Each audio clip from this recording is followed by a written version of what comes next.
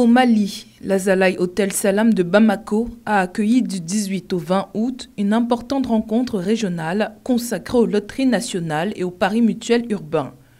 Pendant 3 jours, les discussions ont porté sur l'harmonisation des pratiques dans le secteur des jeux de hasard et du pari mutuel.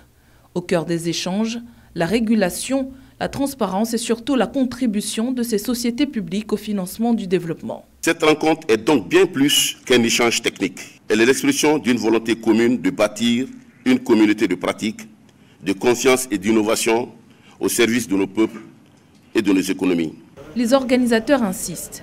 Mieux coordonner les actions, c'est aussi renforcer la résilience économique de la sous-région dans un contexte marqué par de fortes tensions sécuritaires et budgétaires.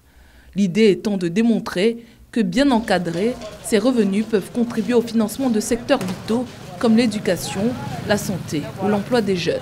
Société de loterie au niveau de l'espace pour qu'on puisse en tout cas renforcer notre coopération, en tout cas unir nos forces et voir comment on peut en tout cas établir une convergence de l'ensemble des actions pour nous permettre donc de performer au niveau donc des différentes structures et pouvoir accompagner non seulement nos États dans le cadre du développement socio-économique. Nous ambitionnons dans le cadre de la recherche de nos souverainetés, de cette nouvelle dynamique au sein de notre confédération pour permettre une meilleure coordination, une meilleure coopération de l'ensemble en tout cas de nos activités. La rencontre de Bamako se voulait donc une étape clé vers la création d'un cadre commun capable d'améliorer les performances des loteries nationales et de mobiliser davantage de ressources pour les finances publiques.